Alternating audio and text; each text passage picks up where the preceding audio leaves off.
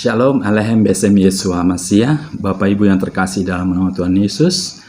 Kali ini saya mau berbagi tentang 4 berkat rohani atas keselamatan yang sudah kita terima. Ketika kita pertama kali menerima Tuhan Yesus sebagai Tuhan dan Juru Selamat pribadi dalam kehidupan kita, maka kita menerima beberapa berkat rohani seperti berkat-berkat rohani ataupun berkat-berkat jasmani ataupun berkat-berkat total yang lainnya. Pada kali ini kita akan berbicara tentang 4 berkat rohani atas keselamatan. Selanjutnya nanti kita akan berbicara tentang berkat-berkat lainnya. Nah, 4 berkat rohani atas keselamatan. Dalam Yohanes 10 ayat 10 dikatakan, "Pencuri datang hanya untuk mencuri dan membunuh dan membinasakan. Aku datang supaya mereka mempunyai hidup dan mempunyainya dalam segala kelimpahan." Jadi, ketika Tuhan Yesus datang, Dia adalah memberikan hidup bagi kita. Nah, dampak dari keselamatan tidak hanya untuk penghapus dosa dan kehidupan kekal yang akan dinikmati nanti di masa kekekalan, namun juga dinikmati oleh orang benar saat ini di dunia, seperti pemulihan kehidupan yang baik dan pemenuhan kebutuhan selama di dunia. Jadi keselamatan itu berkat rohani yang kita terima bukan hanya nanti untuk kehidupan yang kekal di mana dosa kita dihapus lalu kita menerima kehidupan yang kekal, tetapi di dunia ini pun kita juga akan menerima berkat-berkat rohani itu. Nah, di dalam Roma 8 ayat 17 dikatakan, "Dan jika kita adalah anak, maka kita juga adalah ahli waris." Maksudnya orang-orang yang berhak menerima janji-janji Allah yang akan menerimanya bersama-sama dengan Kristus, yaitu jika kita menderita bersama-sama dengan Dia, supaya kita juga dipermuliakan bersama-sama dengan Dia. Jadi ketika kita percaya kepada Tuhan Yesus, kita juga diakui sebagai anak Allah, ya, yang juga adalah ahli waris. Jadi kita juga menerima janji-janji berkat selagi kita ada di dunia ini. Nah, mari kita mulai dengan berkat yang pertama. Dalam Efesus 1 ayat 3 dikatakan, "Terpujilah Allah Bapa Tuhan kita Yesus Kristus yang dalam Kristus telah mengaruniakan kepada kita segala berkat rohani di dalam sorga." Nah, jadi kita akan menerima berkat rohani. Yang pertama, apa itu berkat rohaninya? Menjadi ciptaan yang baru. Nah, di dalam 2 Korintus 5 ayat 17 dikatakan, "Jadi siapa yang ada di dalam Kristus, ia adalah ciptaan baru. Yang lama sudah berlalu, sesungguhnya yang baru sudah datang."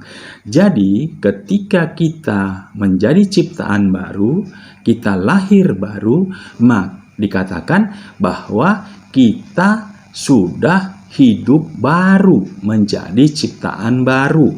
Yang lama sudah berlalu dan yang baru sudah datang. Jadi dosa-dosa kita dihapus dan kita lahir baru, menjadi ciptaan baru, menjadi pribadi yang baru di dalam Tuhan. Dan dosa-dosa kita yang lama sudah diampuni.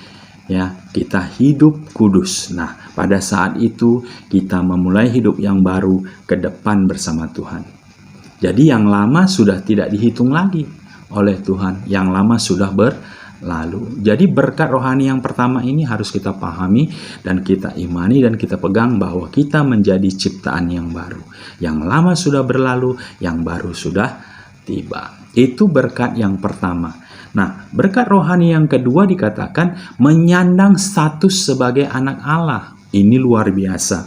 Tidak ada agama di dunia ini yang berani mengatakan kepada pengikutnya yang percaya kepada Tuhannya adalah anak Allah. Karena bagi mereka menyebut anak Allah itu adalah sesuatu kesirikan. Karena Tuhan tidak punya anak, mereka berpikir bahwa ya tidak mungkin Tuhan punya anak. Jadi menyebut anak Tuhan itu menandakan kita sirik kepada Tuhan. Nah, di dalam kekristenan ketika kita percaya kepada Tuhan Yesus, Tuhan Allah Bapa itu sendiri yang mengakui kita ini sebagai anaknya. Jadi bukan kita yang percaya pede tidak jelas mengaku kita adalah anak Allah, bukan, tetapi Tuhan sendiri yang mengatakannya. Mari kita lihat di Yohanes 1 ayat 12, tetapi semua orang yang menerimanya diberinya kuasa supaya menjadi anak-anak Allah, yaitu mereka yang percaya dalam namanya. Jadi ada satu penghormatan, ada satu kebanggaan bagi kita yang percaya kepada Tuhan Yesus, ya, bahwa kita diakui dan diberi kuasa untuk mengaku sebagai anak-anak Allah. Ya. Jadi kalau kita anak Allah, maka kita berhak memanggil Dia Bapa. Hanya di dalam kekristenan pengikutnya, orang percaya berhak dan berani mengatakan kepada Tuhannya Bapa. Ini menunjukkan suatu relasi hubungan yang dekat antara Tuhan dan anak-anaknya. Ini suatu kebanggaan, suatu ucapan syukur kepada Tuhan bahwa kita berani dan boleh memanggil Dia Bapa. Itu berkat rohani yang kedua. Nah, apa berkat rohani yang ketiga? Berkat rohani yang ketiga dikatakan menjadi tempat kediaman Roh Kudus. Wow, ini luar biasa. Jadi, ketika kita lahir baru, Tuhan Yesus mengutus Roh-Nya untuk tinggal berdiam di dalam kita. Nah, jadi dikatakan di dalam 1 Korintus 6 ayat 19-20, atau tidak tahukah kamu bahwa tubuhmu adalah bait Roh Kudus yang diam di dalam kamu, Roh Kudus yang kamu peroleh dari Allah, dan bahwa kamu bukan milik kamu sendiri, sebab kamu telah dibeli dan harganya telah lunas dibayar. Karena itu muliakanlah Allah dengan tubuhmu. Jadi dikatakan bahwa atau tidak tahukah kamu bahwa tubuhmu adalah bait Roh Kudus yang diam di dalam kamu. Jadi Roh Kudus itu, ya, kita peroleh dari Allah, ya, Dia tinggal di dalam tubuh kita karena tubuh kita ini adalah bait Allah, bait Roh Kudus. Sehingga selayak dan sepatutnya kita harus menjaga dan memelihara tubuh kita ini dari sakit penyakit, dari makanan, minuman yang kotor, yang najis dan sebagainya. Karena disinilah berdiam Roh Allah.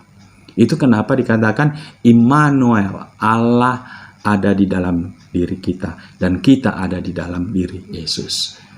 Jadi bukan pribadi Yesus sebagai kemanusiaannya yang ada, tetapi Roh Kudus yang diutus untuk selalu menyertai bersama dengan kita sebagai roh penolong, roh penghibur yang selalu ada dalam hidup kita. Oleh karena itu kita wajib menjaga tubuh kita agar tubuh kita sehat dan jauh dari kenajisan. Karena di dalam tubuh kita ini bersemayam Roh Kudus, roh penghibur, roh penuntun yang menuntun kehidupan kita. Nah, luar biasa sekali. Nah, yang keempat, dalam berkat rohani apa yang kita terima? Yang keempat dikatakan adalah berkat rohani mewarisi kehidupan kekal. Nah, ini udah pasti, ya. Mewarisi kehidupan yang kekal di 1 Yohanes 5 ayat 11-12 dikatakan, dan inilah kesaksian itu, Allah telah mengaruniakan hidup yang kekal kepada kita, dan hidup itu ada di dalam Anaknya, Yesus Kristus maksudnya. Barang siapa memiliki anak, ia memiliki hidup. Barang siapa tidak memiliki anak, ia tidak memiliki hidup. Jadi, setiap orang yang memiliki anak, yaitu memiliki Yesus, berarti dia memiliki hidup. Dan yang tidak memiliki Yesus, ia tidak memiliki hidup yang kekal. Jadi puji Tuhan, ketika kita menerima Tuhan Yesus sebagai Tuhan dan Juru Selamat pribadi kita, maka kita memiliki anak, kita memiliki Yesus itu. Nah, dikatakan kenapa kalau kita memiliki Yesus, kita memiliki hidup yang kekal? Karena kalau kita baca di 1 Yohanes 5 ayat 20 dikatakan, akan tetapi kita tahu bahwa anak Allah telah datang dan telah mengaruniakan pengertian kepada kita, supaya kita mengenal yang benar, dan kita ada di dalam yang benar, di dalam anaknya Yesus Kristus. Dia adalah Allah yang benar dan hidup yang kekal. Dikatakan Yesus adalah akulah jalan kebenaran dan hidup. Nah, di sini dijelaskan lagi, kita bersyukur karena Tuhan mengaruniakan pengertian kepada kita supaya kita mengenal yang benar. Yang benar itu adalah Yesus. Jadi mengucap syukur karena Tuhan berikan pengertian kepada kita sehingga kita mengerti siapa yang benar, yaitu Yesus. Banyak orang di dunia sana, mereka mengaku beragama, tetapi sebenarnya mereka tidak tahu siapa Tuhan yang mereka sembah. Ya. Kalau kita mengerti siapa pribadi Tuhan yang kita sembah, yaitu Yesus Kristus, yaitu Sang kebenaran itu sendiri, yaitu Sang jalan itu sendiri, dan yaitu Sang pemberi kehidupan kekal itu sendiri. Sehingga dikatakan supaya kita mengenal yang benar. Siapa yang benar itu? Ya, yaitu Yesus. Dia adalah Allah yang benar dan hidup yang kekal. Jadi Yesus adalah Allah yang benar dan hidup yang kekal. Jadi ini luar biasa. Jadi ada 4 berkat rohani atas keselamatan yang kita terima. Jadi ini harus kita pahami, ya, supaya kita mengerti bahwa ketika kita menerima Tuhan Yesus, kita menerima keselamatan, ada berkat-berkat yang kita terima. Di kali ini kita belajar 4 berkat rohani yang kita terima atas keselamatan, dan di seri berikutnya kita akan membahas berkat-berkat jasmani dan lainnya. Oleh karena itu Bapak Ibu, kali ini saya akhiri dahulu. Sebelumnya mohon dukungan subscribe, like dan subscribe-nya sehingga channel ini bisa berkembang lebih lagi. Dan jangan lupa share kepada orang-orang yang belum mengenal Tuhan Yesus atau yang belajar untuk mengenal Tuhan Yesus. Dengan men-share, Bapak Ibu juga membantu dan berupaya untuk menginjil, menyampaikan kabar baik itu. Terima kasih Bapak Ibu, Tuhan Yesus memberkati.